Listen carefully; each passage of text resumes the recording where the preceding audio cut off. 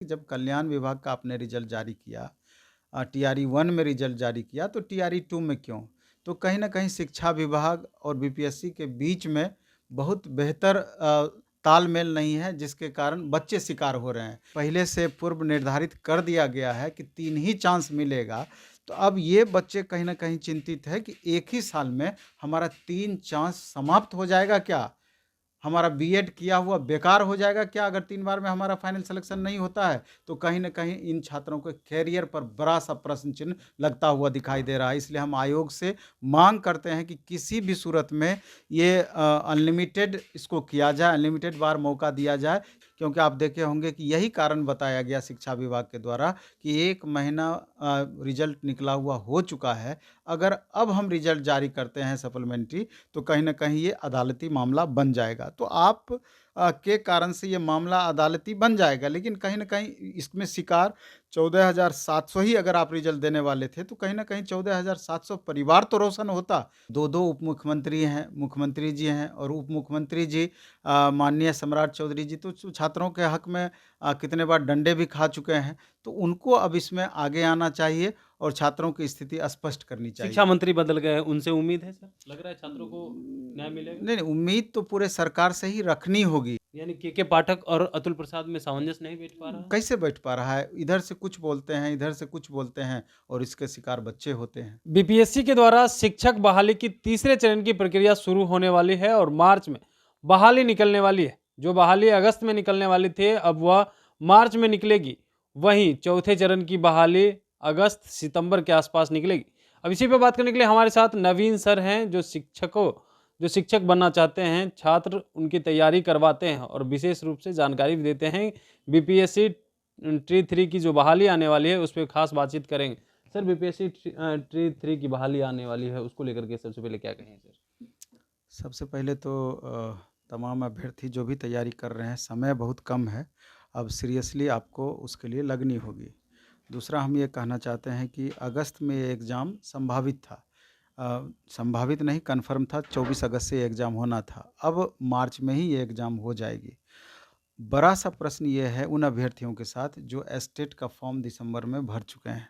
Confusion वाली स्थिति वहाँ पैदा होती है। अब उनके दिमाग में ये बात चल रहा है कि क्या हमको टीआरई 3 में शामिल होना होगा या नहीं या कराया जाएगा कि नहीं? ये बड़ा-सा सवाल है। तो इस मामले में हम शिक्षा विभाग से कहना चाहते हैं कि जितनी जल्दी हो टिया सब इन एस्टेट के बारे में ये पूरी तरीके से आप क्लियर कर दें कि इन बच्चों का क्या होगा? ये टीआरई 3 में बैठेंगे कि नहीं? क्या एस्टेट का एग्ज़ाम टीआरई 3 के पहले होगा या अपियरिंग में इन बच्चों को बैठाया जाएगा? तो जो भी हो स्टूडेंट कन्फ्यूजन में है, उनकी स्थिति स्पष्ट होनी ही चाहिए। सर, आपने स्पष्टीकरण की बात की है। लग रहा है आपको जो है आयोग मौका देगी, क्योंकि पिछला जो एग्ज़ाम हुआ था अपियरिंग को मौका नहीं दिया गया, चाहे सीटेट हो, चाहे स्टेट हो। तो इस बार लग रहा है कि मौका देगी? नहीं, नहीं, इस बार की जो परिस्थिति है मौका देना ही होगा आयोग को, हुँ, क्योंकि पहले से फॉर्म भराया जा चुका है और पहले से था कि मार्च में आपका एग्ज़ाम होगा हुँ, एस्टेट का और टीआरई 3 हुँ। 24 अगस्त को होना है। तो अब जा कर के मार्च में टीआरई 3 लिया जाएगा। जो परिस्थितियाँ बनी हैं, जो सरकार के द्वारा बताया जा रहा है और टीआरई 4 हुँ। आपका अगस्त में चला जाएगा। तो अब स्टूडेंट को ये लगता है कि कहीं न कहीं हम गवर्नमेंट के हम कहीं न कहीं हम राजनीति के शिकार हो रहे हैं, हमारे बारे में थोड़ा-सा भी ध्यान नहीं रखा जा रहा है, हम क्या चाहते हैं। आप फॉर्म भरवा लीजिए ठीक है, हुँ, लेकिन कम से कम तैयारी का तो समय देना चाहिए हुँ। आयोग को चाहे शिक्षा विभाग को। तो आप देख लीजिए मुश्किल से 35 से 40 दिन का भी समय अब नहीं बचा हुआ। इतने बड़े सिलेबस को ये छात्र कैसे मेंटेन करें? इनको एस्टेट का भी देना है, बहुत सारे अभ्यर्थी है, टीआरई का भी देना है, बहुत सारे अभ्यर्थी है 1 to 5 भी देना है, 6 to 8 भी देना है। बहुत सारे अभ्यर्थी है 6 to 8 देना है, 9-10 देना है, 11-12 देना है। इतने बड़े सिलेबस को ये बच्चे कैसे मेंटेन करेंगे? और सबसे बड़ा सवाल ये है कि जिस तरीके से पहले से पूर्व निर्धारित कर दिया गया है कि 3 ही चांस मिलेगा, तो अब ये बच्चे कहीं न कहीं चिंतित है कि एक ही साल में हमारा 3 चांस समाप्त हो जाएगा क्या? हमारा बीएड किया हुआ बेकार हो जाएगा क्या अगर 3 बार में हमारा फाइनल सिलेक्शन नहीं होता है? तो कहीं न कहीं इन छात्रों के करियर पर बड़ा-सा प्रश्न चिन्ह लगता हुआ दिखाई दे रहा है। इसलिए हम आयोग से माँग करते हैं कि किसी भी सूरत में ये अनलिमिटेड इसको किया जाए, अनलिमिटेड बार मौका दिया जाए या ज़्यादा से ज़्यादा इसको दुगुना किया जाए। 6 बार कम से कम स्टूडेंट को मौका दिया ही जाना चाहिए। सर आपने आयोग की बात की है, 3 बार से अधिक मौका की। लग रहा है आयोग इस पे डिसीजन लेगी या शिक्षा विभाग डिसीजन लेगी? नहीं, नहीं, इस पर तो डिसीज़न एनी हाउ शिक्षा विभाग को ही लेना है। अब तो सीन चेंज भी हुआ है। अब तो 2-2 उप मुख्यमंत्री हैं, मुख्यमंत्री जी हैं और उप मुख्यमंत्री जी माननीय सम्राट चौधरी जी तो छात्रों के हक में कितने बार डंडे भी खा चुके हैं। तो उनको अब इसमें आगे आना चाहिए और छात्रों की स्थिति स्पष्ट करनी चाहिए। शिक्षा मंत्री बदल गए हैं, उनसे उम्मीद है सर? लग रहा है छात्रों को न्याय मिलेगा? नहीं, नहीं, उम्मीद तो पूरे सरकार से ही रखनी होगी। बिल्कुल। हाँ, जो कि अभी तक बिल्कुल भी लगातार जो देखा गया है कि बोलती कुछ है सरकार, करती कुछ है। लेकिन चूँकि सिस्टम के अकॉर्डिंग ही सभी को चलनी है, तो इसलिए ये छात्र गुज़ारिश ही कर सकते हैं।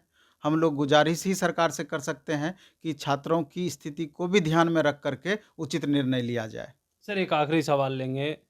T1 में सप्लीमेंट्री रिजल्ट जारी हुआ, T2 में सप्लीमेंट्री रिजल्ट जारी नहीं हुआ, जबकि शिक्षा विभाग ने कह दिया कि जारी होगा, फिर वो खुद ही लेटर वापस ले लेते हैं। उसको लेकर के आप क्या नहीं, कहेंगे? नहीं, टीआरई 2 में भी कल्याण विभाग का सप्लीमेंट्री रिजल्ट जारी किया है, तो सवाल ये उठता है कि जब कल्याण विभाग का आपने रिजल्ट जारी किया, टीआरई 1 में रिजल्ट जारी किया, तो टीआरई 2 में क्यों? तो कहीं न कहीं शिक्षा विभाग और बीपीएससी के बीच में बहुत बेहतर तालमेल नहीं है, जिसके कारण बच्चे शिकार हो रहे हैं।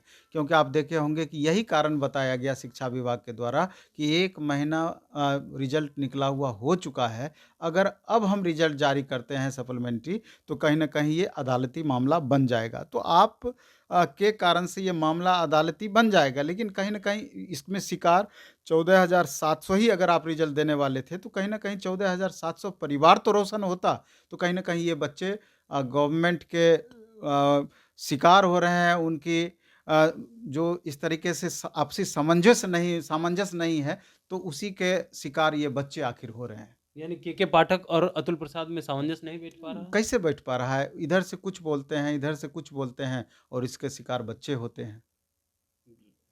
तो सुन रहे थे क्या कुछ कह रहे थे नवीन सर। इनका कहना है कि देखिए सप्लीमेंट्री रिजल्ट को लेकर के जो बात कही गई थी, तो अतुल प्रसाद और के पाठक के बीच सामंजस्य नहीं बैठ पा रहा है। वहीं जो बीपीएससी शिक्षक की बहाली आने वाली है, उसको लेकर के भी उन्होंने कहा कि देखिए अब समय कम बच गया है, ऐसे में छात्र तैयारी करे तो करे कैसे। वहीं पे स्टेट को लेकर के एक सबसे बड़ा सवाल खड़ा हो रहा है। स्टेट भी मार्च में होने वाला है, वहीं बीपीएससी के द्वारा जो शिक्षक बहाली की प्रक्रिया है तीसरे चरण की, वो भी होने वाली है। ऐसे में स्टेट के छात्र करे तो करे क्या, क्योंकि जो अगस्त में होने वाली थी अब वो मार्च में होगी, तो वो बच्चे क्या करेंगे। अब आयोग को इस पे डिसीजन लेना है, शिक्षा विभाग को डिसीजन लेना है कि उन छात्रों के लिए क्या करना है। Kamlesh Kumar, live Bihar, Patna. Live Bihar YouTube पर सब्सक्राइब और फेसबुक पर लाइक जरूर करें।